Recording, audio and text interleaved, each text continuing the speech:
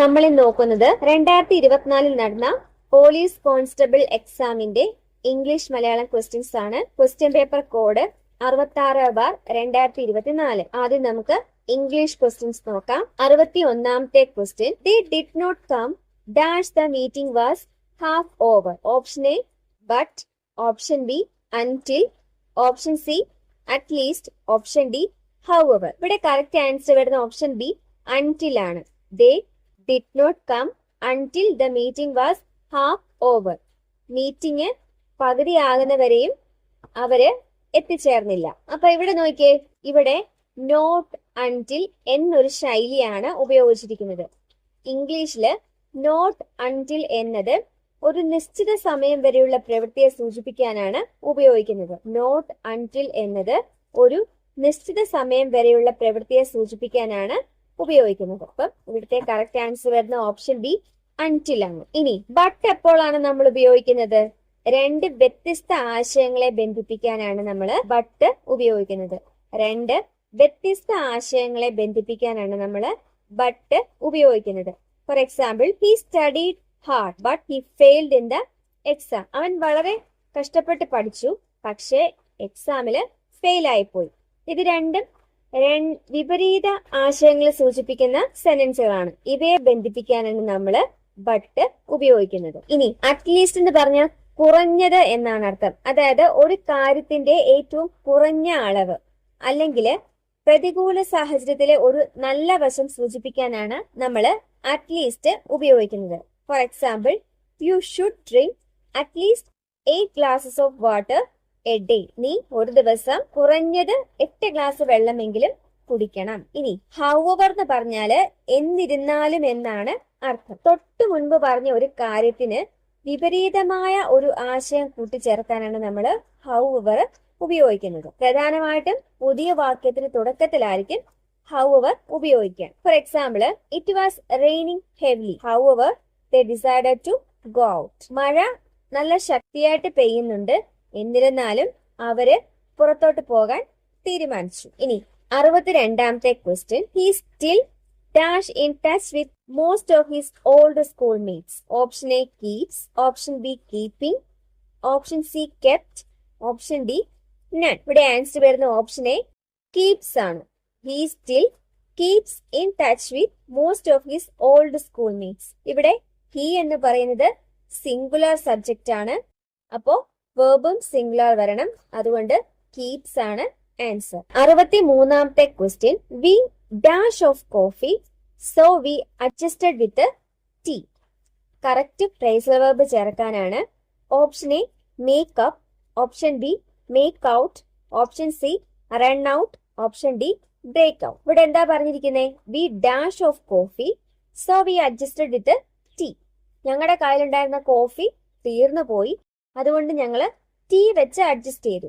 അപ്പൊ കയ്യിലുണ്ടായിരുന്ന കോഫി തീർന്നു പോയി. കയ്യിലുണ്ടായിരുന്ന ഒരു വസ്തു അല്ലെങ്കിൽ നമ്മുടെ കൈവശമുള്ള ഒരു വസ്തു തീർന്നു പോകുക എന്നതിനെ സൂചിപ്പിക്കാൻ ഉപയോഗിക്കുന്ന ഫ്രേസൽ വെർബാണ് റൺ ഔട്ട് ഓഫ്. അപ്പൊ ഇവിടെ ആൻസർ വരുന്നത് ഓപ്ഷൻ സി റൺ ഔട്ട് ആണ്.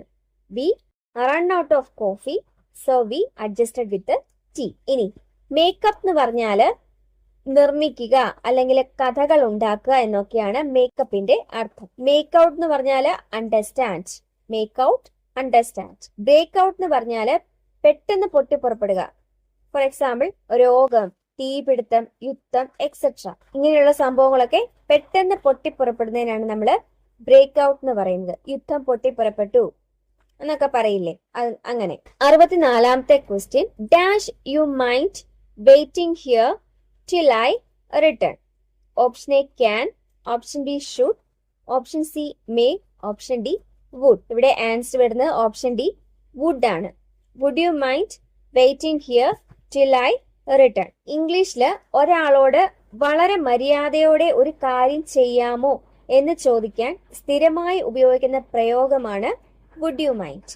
ഇംഗ്ലീഷില് ഒരാളോട് വളരെ മര്യാദയോടെ ഒരു കാര്യം ചെയ്യാമോ എന്ന് ചോദിക്കാൻ സ്ഥിരമായി ഉപയോഗിക്കുന്ന പ്രയോഗമാണ് വുഡ് യു മൈൻഡ്. പിന്നെ ഒരു കാര്യം പ്രത്യേകം ശ്രദ്ധിക്കേണ്ടത്, വുഡ് യു മൈൻഡിന് ശേഷം എപ്പോഴും വെർബിന്റെ ING ഫോം അല്ലെങ്കിൽ ജെറണ്ട് ഫോം ആയിരിക്കും ഉപയോഗിക്കേണ്ടത്? വുഡ് യു മൈൻഡിന് ശേഷം വേർബിന്റെ ING ഫോം ആയിരിക്കും എപ്പോഴും വരിക. അപ്പം തന്നിരിക്കുന്ന സെന്റൻസിൽ വെയിറ്റിംഗ് തന്നിട്ടുണ്ട്. അപ്പം ആ വെയിറ്റിംഗ് വരുമ്പോൾ വുഡ് ആണെന്ന് നമ്മൾ ഓർത്തിരിക്കണം. സാധാരണ ക്വസ്റ്റ്യൻസ് വരുന്നത് വുഡ് യു മൈൻഡ് ഡാഷ്, അവിടെ കറക്റ്റ് വേർബ് ഫോം ചേർത്ത് എഴുതാനാണ് ചോദിക്കുന്നത്. പിന്നെ ഇങ്ങനെയും ചോദിക്കും. അതുകൊണ്ട് അതിന്റെ റൂൾസ് നമ്മൾ കറക്റ്റായിട്ട് മനസ്സിലാക്കി വെക്കുക.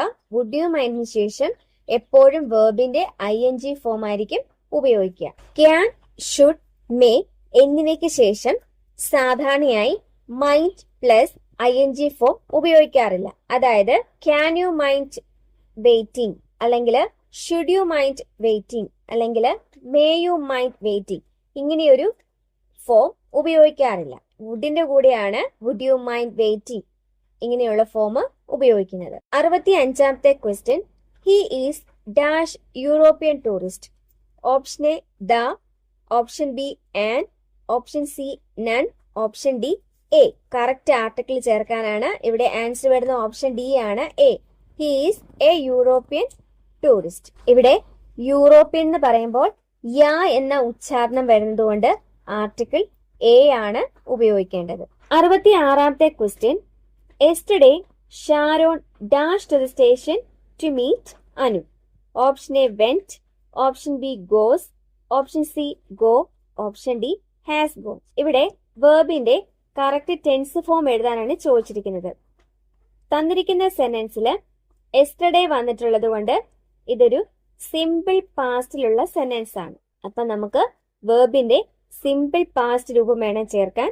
ആൻസർ വരുന്ന ഓപ്ഷൻ എ വെന്റ് ആണ്. Yesterday Sharon went to the station to meet Anu.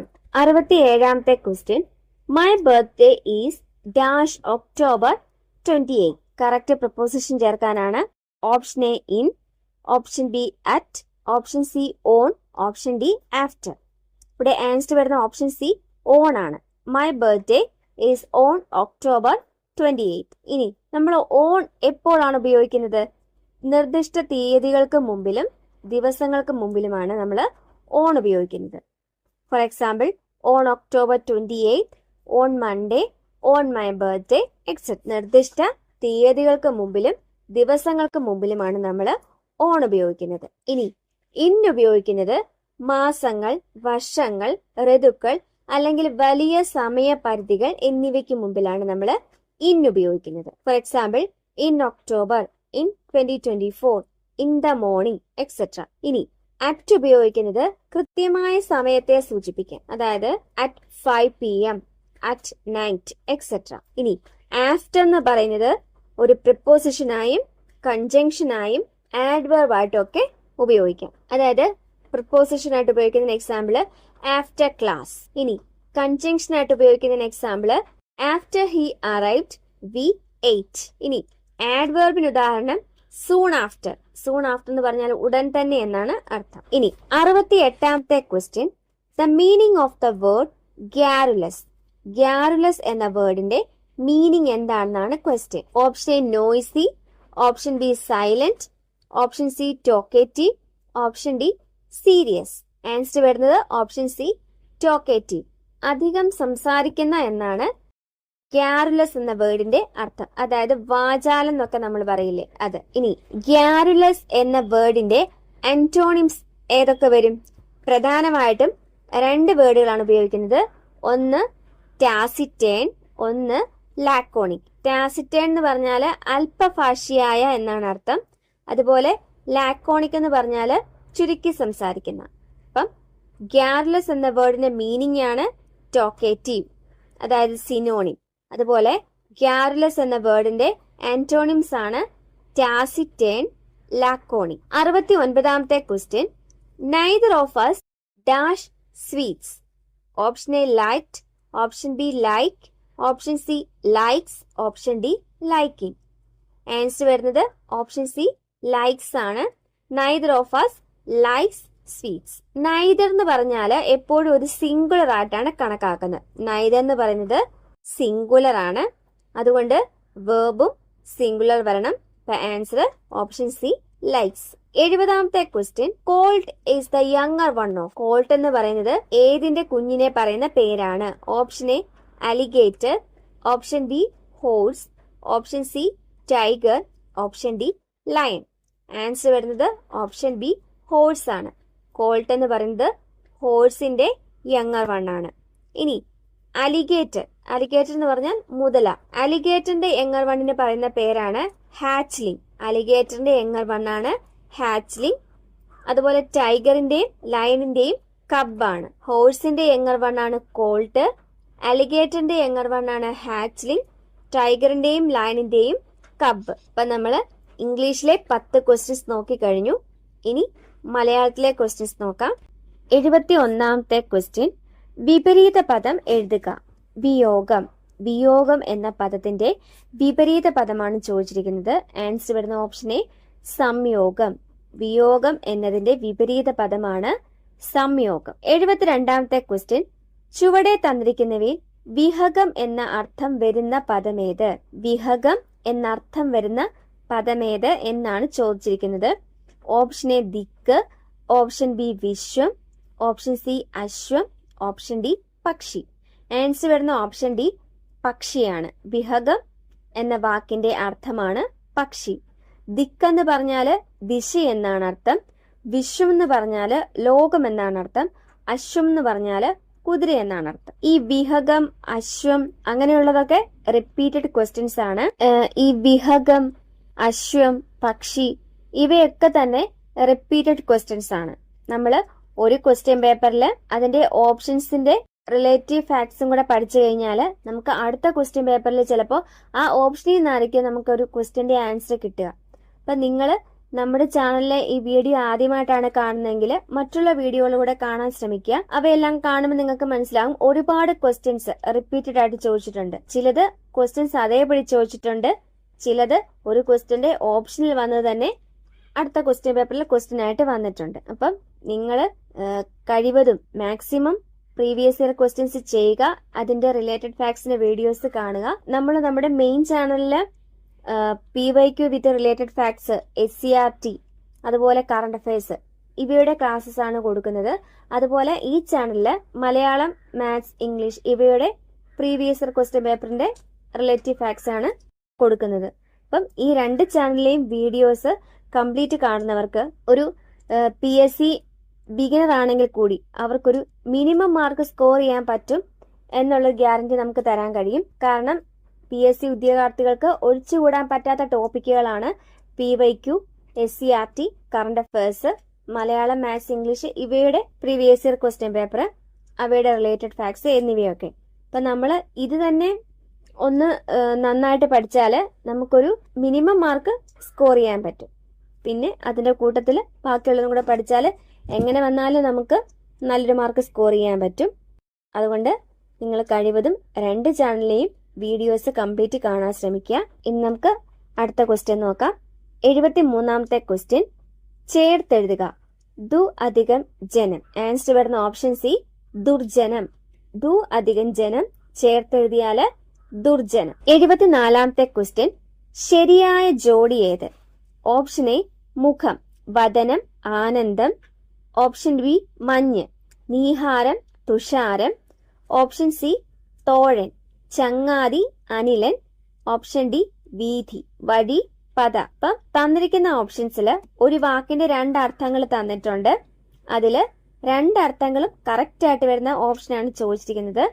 Answer വരുന്ന ഓപ്ഷൻ ബി മഞ്ഞാണ്. മഞ്ഞിന്റെ പര്യായപദങ്ങളാണ് നീഹാരം, തുഷാരം. ഇനി ഓപ്ഷൻ എ നോക്കിയാല് മുഖം, വദനം, ആനന്ദം എന്നാണ് തന്നിരിക്കുന്നത്. അതിൽ വദനം എന്ന് പറഞ്ഞാൽ മുഖം എന്ന് തന്നെയാണ് അർത്ഥം. എന്നാൽ ആനന്ദം എന്ന് പറഞ്ഞാല് സന്തോഷം എന്നാണ് അർത്ഥം. ആനനം എന്ന് പറഞ്ഞാലാണത് മുഖം എന്ന അർത്ഥം വരുന്നത്. അപ്പം മുഖത്തിന്റെ പര്യായപദങ്ങൾ വരുന്നത് വദനം, ആനനം എന്നാണ്. ഇനി ഓപ്ഷൻ സി തോഴൻ, ചങ്ങാതി, അനിലൻ എന്നാണ് തന്നിരിക്കുന്നത്. ഇതില് ചങ്ങാതി എന്ന് പറഞ്ഞാല് തോഴൻ തന്നെയാണ് അർത്ഥം. അനിലൻ എന്ന് പറഞ്ഞാൽ കാറ്റ് എന്നാണ് അർത്ഥം. അനിലൻ എന്ന് പറഞ്ഞാല് കാറ്റ് എന്നാണ് അർത്ഥം. ഇനി ഓപ്ഷൻ ഡി വീഥി, വഴി, പദ എന്നാണ് തന്നിരിക്കുന്നത്. വഴി എന്ന് പറഞ്ഞാൽ വീഥി എന്നാണ് അർത്ഥം. പദയല്ല പാത എന്ന് തന്നാലാണ് വീതി എന്ന അർത്ഥം വരിക. അപ്പം വീതി എന്നതിന്റെ പര്യായപദങ്ങൾ വരുന്നത് വഴി, പാത എന്നാണ്. 75ാമത്തെ ക്വസ്റ്റ്യൻ, എതിർലിംഗം എഴുതുക. ഭൃത്യ. ഭൃത്യ എന്നതിന്റെ എതിർലിംഗം. ആൻസർ വരുന്നത് ഓപ്ഷൻ സി, ഭൃത്യനാണ്.